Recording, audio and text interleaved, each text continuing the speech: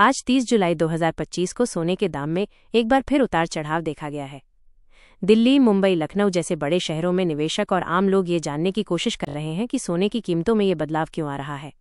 इस पूरी स्थिति में रेपो रेट एक महत्वपूर्ण कारक के रूप में सामने आया है, जो न केवल बैंकिंग सेक्टर को बल्कि आम जनता की आर्थिक योजनाओं को भी प्रभावित कर रहा है। आज का गोल्ड रेट 24 और 22 कैरेट सोने की कीमतें।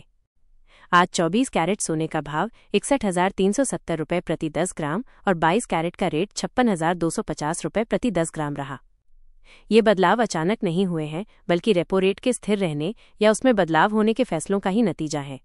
जब भारतीय reserve bank RBI repo rate को स्थिर रखता है, तो बाजार में निवेशकों को स्थिरता का संदेश मिलता है, जिससे सोने की कीमतें स्थिर रहती हैं या उनमें हल्का उछाल आता है। रेपो रेट क्या है और ये सोने की कीमत को कैसे प्रभावित करता है? रेपो रेट वो दर है जिस पर वाणिज्यिक बैंक भारतीय रिजर्व बैंक आरबीआई से अल्पकालिक कर्ज लेते हैं। जब रेपो रेट घटता है तो बैंकों को सस्ता पैसा मिलता है, जिससे बाजार में लिक्विडिटी तरलता बढ़ती है। ऐसे में लोग सोने में निवेश कम करते हैं, जिससे कीमतों में गिरावट आती है। इसके विपरीत जब रेपो रेट बढ़ता है तो लोग शेयर या फिक्स डिपॉजिट एफडी से हटकर सोने की ओर रुख करते हैं, जिससे गोल्ड रेट में इजाफा होता है। घरेलू बाजार में ग्राहकों का रुझान और रेपो रेट का प्रभाव। आज घरेलू बाजार में ग्राहकों का रुझान सोने की तरफ सकारात्मक रहा।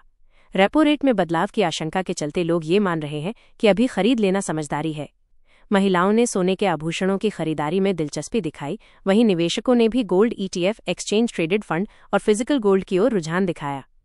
रेपो रेट की स्थिरता ने बाजार में भरोसे की भावना को मजबूत किया है।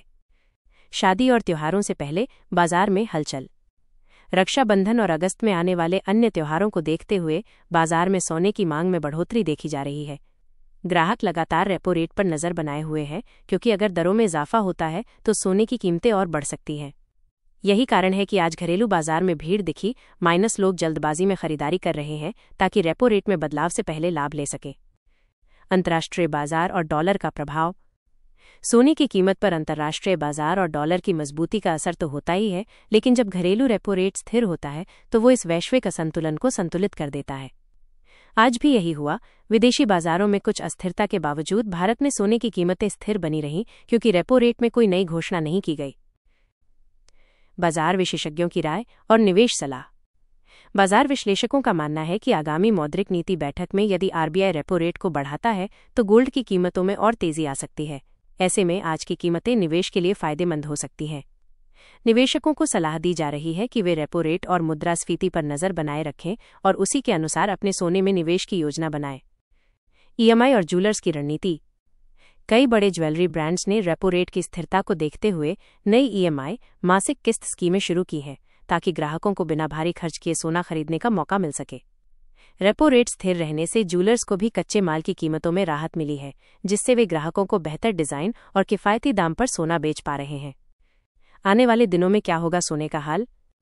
अगर रेपो रेट स्थिर रहता है तो गोल्ड रेट में कोई बड़ा बदलाव नहीं होगा और निवेशकों को राहत मिलती रहेगी।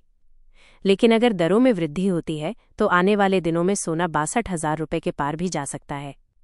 इसलिए रेपो रेट अब सिर्फ एक बैंकिंग टर्म नहीं, बल्कि हर आम आदमी के लिए एक आर्थिक सूचक बन गया है। निष्कर्ष। 30 जुलाई 2025 का गोल्ड रेट अपडेट।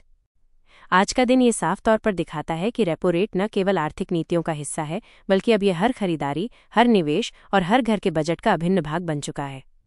सोने की कीमतें अब केवल सोने की मांग और आपूर्ति पर नहीं, बल्कि रेपो रेट जैसी नीतियों पर भी निर्भर हैं। आने वाले समय में यही समझदारी होगी कि आप सोना खरीदने से पहले रेपो रेट की दिशा को समझें। क्या आप सोने में निवेश के लिए रेपो रेट के आगामी